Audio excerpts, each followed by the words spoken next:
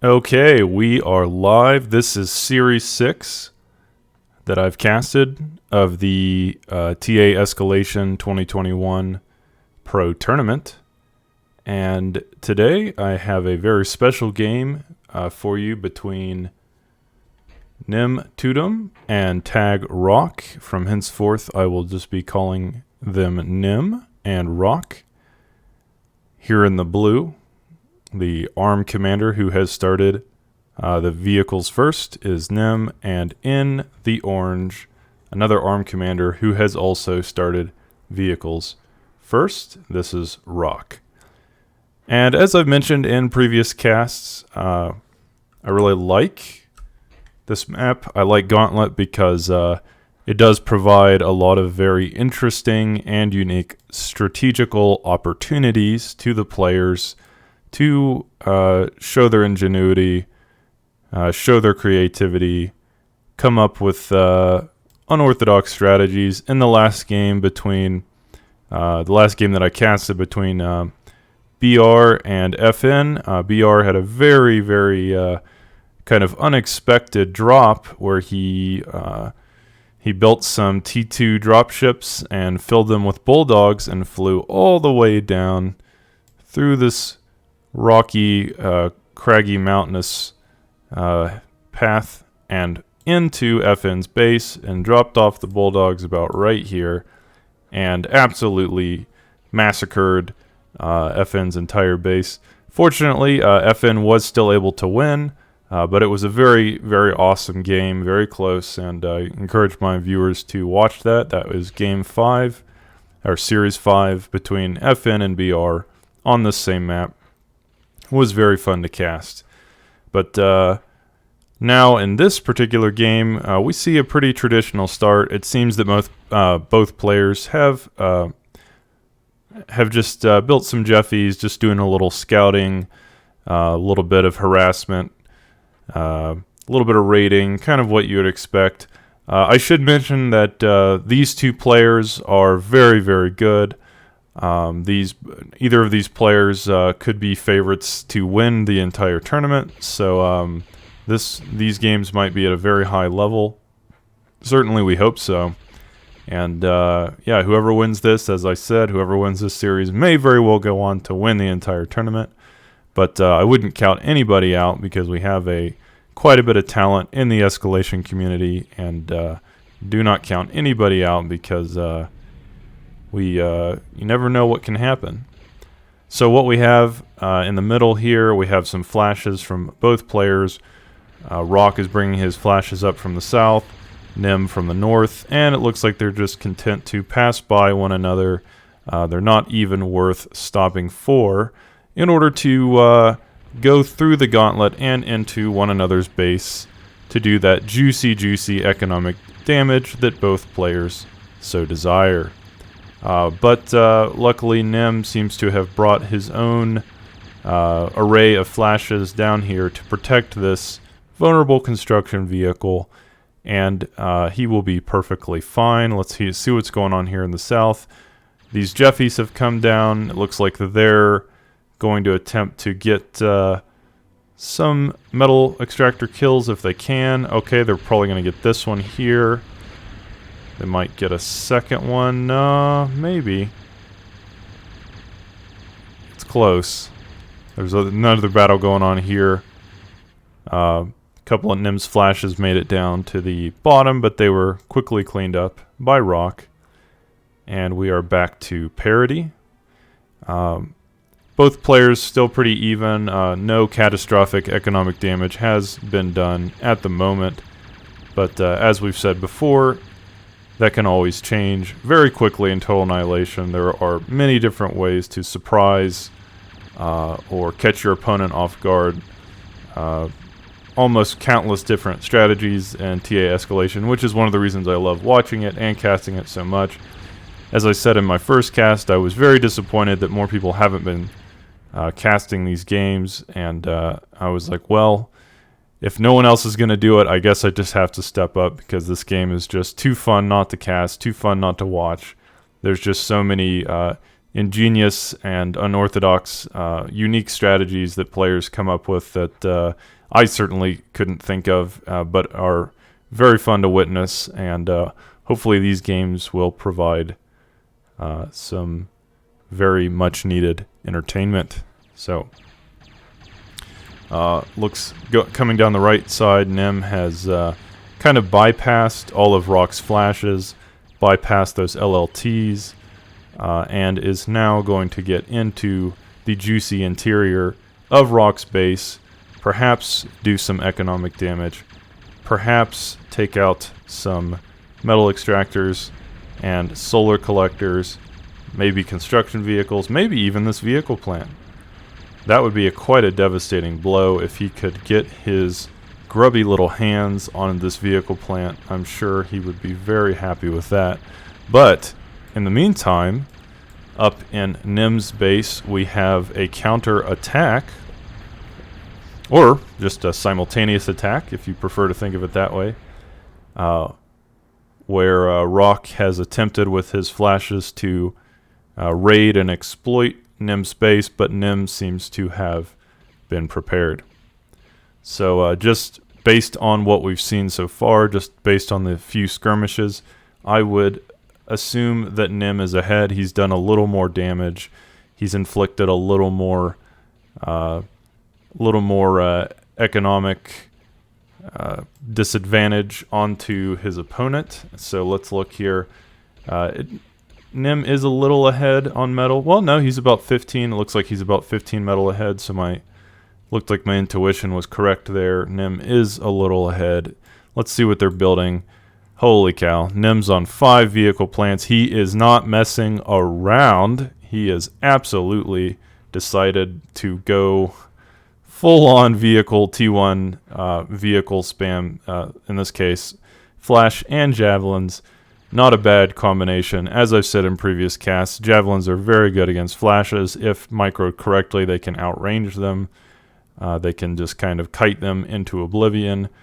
And mixed with flashes as a powerful frontline tank, this force should quite easily overcome Rock's army of only flashes, because those javelins make a very powerful complementary force, a complementary unit to the flash, and his army, Nem's army composition in this scenario is quite a bit stronger. Rock is going to struggle here simply because of Nem's absolute production here. He is an absolute monster right now with these 4 vehicle plants pumping out flashes and javelins like it's going out of style. And he also has a advanced vehicle plant which he just finished, which I'm sure will be producing Panthers as soon as he can.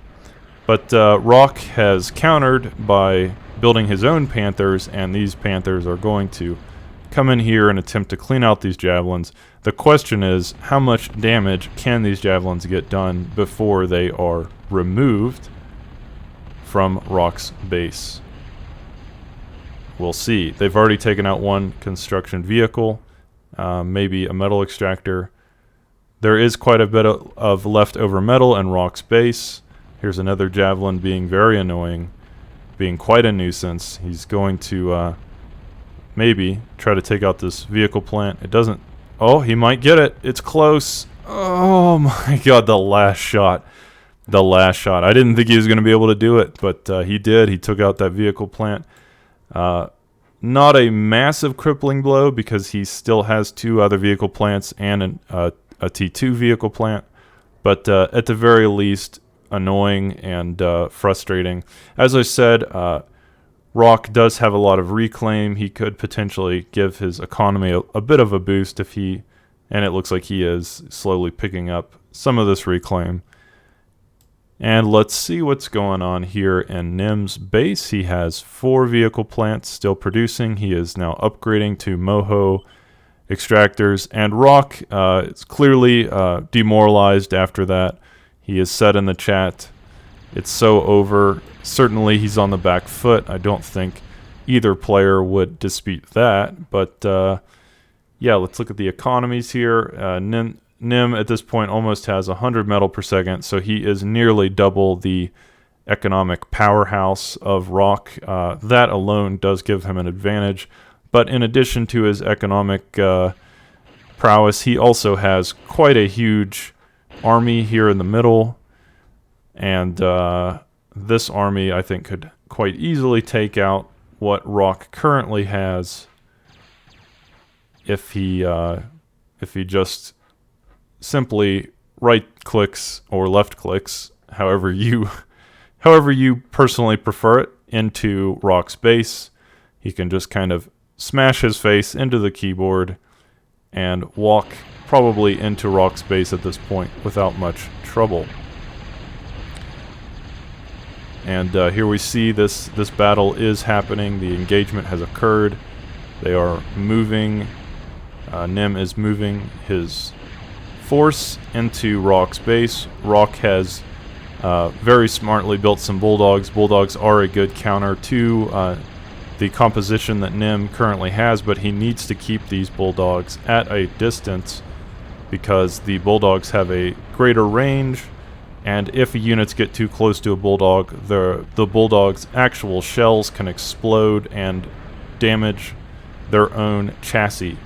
So we don't want that. You definitely want to keep your bulldogs out of range if you can against these units, but Rock has had enough. He's decided that Nim has too much of an advantage and is going to tap out. Okay, this is game 2 of Nim versus Rock. This is on a map titled Divergent Boundaries, which we've casted, I think, only once before, and that was between Rampage and Lord Vader. This is the second time I've seen the players choose this map. I do like this map a lot. I think it's a very interesting, very well-designed map. And there is quite a few different opportunities, strategies that the players can employ in order to one-up one another and assert their strategical and tactical dominance in this tournament. On the top left, we have, in the glorious deep blue, Nim going arm, K-Bot first. And in the bottom right, we have, in the orange, Rock, who is also arm and going vehicle first. On this particular map, as I've said before, I think vehicles are better. Or I would at least choose vehicles because the map is quite big and very flat.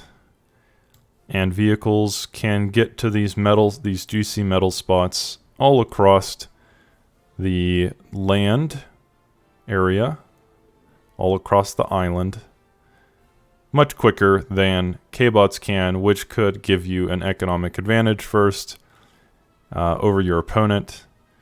And in these tiny corridors, vehicles might be a better choice on the land bridge.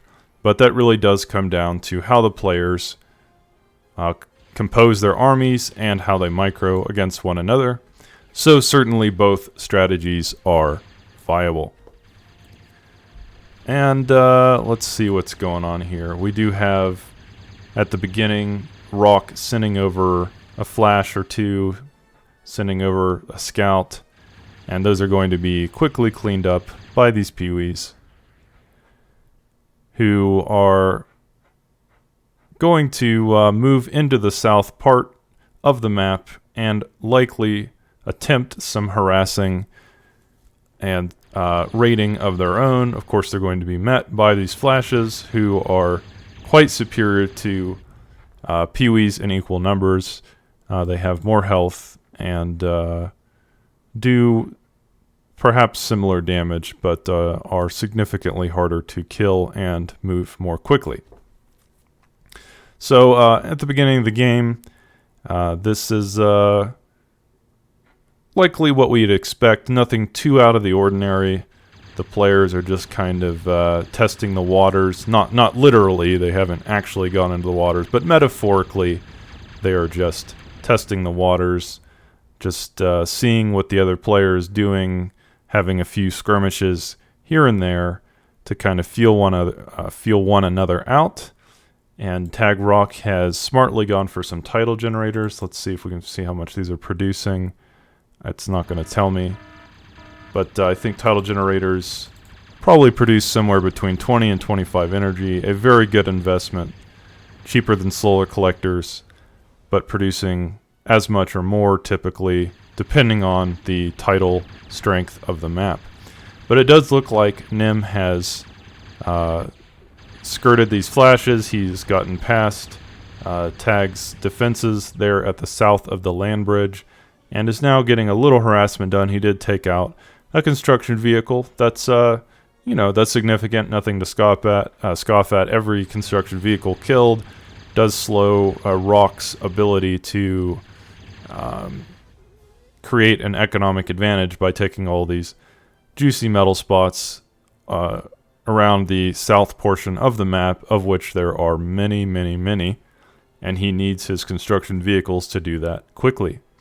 So not bad. Both players, again, having a very typical start. Now, it does look like Nim has gone into hovercrafts, which, as I've said in my previous cast on this map, are very, very strong in this situation. They can bypass this very narrow land bridge, which is notoriously difficult to get across, and they can use the water as their terrain so that they can get into the opponent's base and either harass, exploit, raid, or go and attempt to snipe a commander. Many different options, but it does look like Nim has a little more here in the middle. The battle there might be pretty even, but let's see what Rock's building. Rock has not gone into hovercraft. Rock, it looks like he's staying on vehicles. That's an interesting choice. He has... Oh my gosh, I missed it. Rock has somehow gotten units on the other side. It looks like the commander walked to the north portion of the map and has started a little... what is the word? He started a beachfront. He has created a little beachfront base.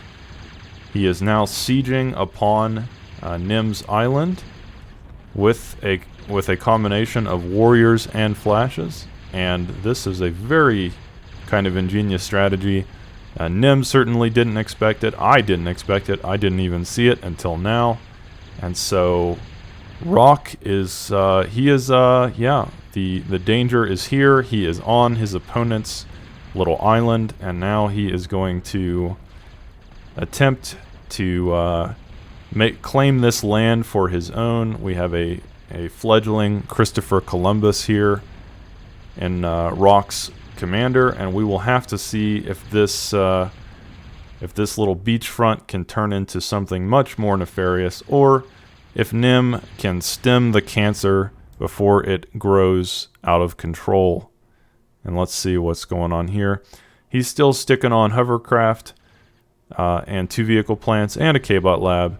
It looks like he's mostly building skimmers. Skimmers aren't so good in combat, but they are good for harassing your opponent's economy. We'll have to see how he uses them. I don't like that he continues to bring them over here into direct combat. That's just not really what they're designed for or what they're good for. I would much rather see him take the skimmers down into the bottom left part of the map and harass Rock, who is undoubtedly preoccupied with this little beachfront assault that he has so cleverly decided to impose on his opponent. Warriors, as I've said in a previous cast, I believe it was my first cast, are very strong if they can get into range. They're somewhat slow, but if they can get into range of their weapons, they will take out most T1 units, no problem. The issue is that javelins are quite a bit faster than warriors, and they outrange them. So if Nim does micro it correctly, he should have an advantage over these warriors. in combat, and we'll have to see how this plays out based on each player's ability to micromanage. As you can see, Nim is doing exactly what I said. He's keeping his javelins out of range of these warriors while slowly poking them down with these powerful Gauss cannons, and essentially toying with them, kind of keeping them at bay while slowly melting their health down with each shot. Now Nim has done exactly what I had hoped he would do and brought these skimmers down to the bottom left corner of the map into Rock's island so that he can attempt to do some harassment. Luckily, Rock has built a couple light laser towers, and those might hold this attack at bay, might prevent some harassment. At the top right, Rock is decided to bring his little expeditionary force into Nim's economy, into his metal extractors, and Nim will parry with these javelins, which, as I said, are going to be pretty strong against Rock's K-bot composition if he can just keep them at a distance and slowly pelt them down with these very powerful Gauss cannons. I should say javelins are an escalation-only unit. They are unique to escalation. They were not in 3.1c of Cave Dog's Total Annihilation. I was kind of skeptical at first. I didn't really see what the use of the javelins are. To me, they kind of felt like a worse Stumpy, which is the so-called medium battle tank. But I've grown to like them. I think they do fulfill a role that the Stumpy doesn't. They kind of act, as I've said before, as some kind of hybrid between a Flash and a Stumpy, somewhere between the two.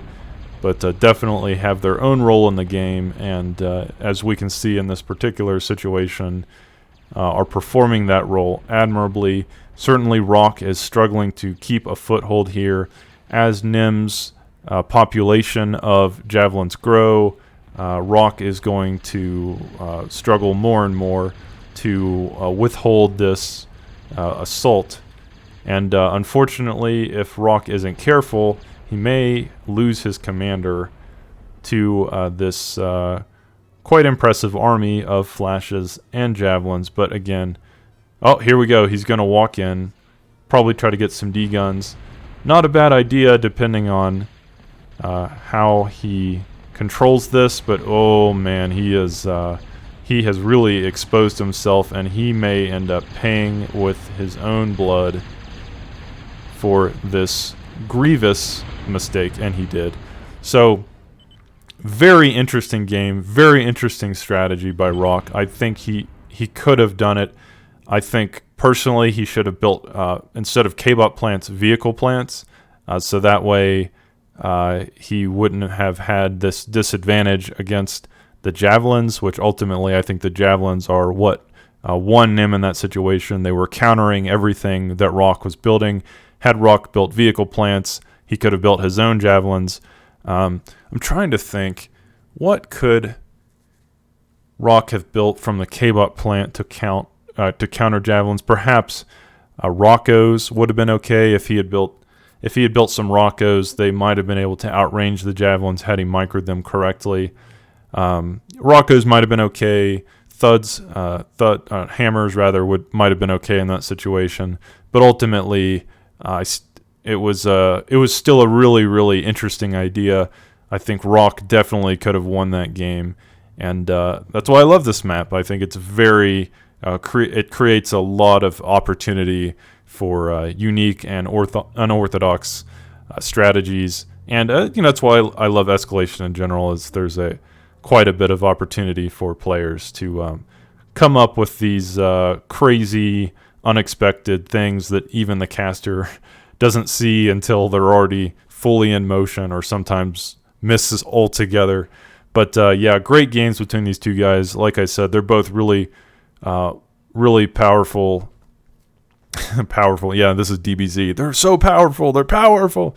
But no, these are both very skilled players, and either one of them could have walked away with this game. I think at this point, Nim is probably having won this series, the favorite to win the tournament. So we will have to see, if any of the other players can dethrone him. But either way, we will. I am bristling with anticipation to see how this tournament unfolds, and I hope you are too. I will see you in the next series. Thank you.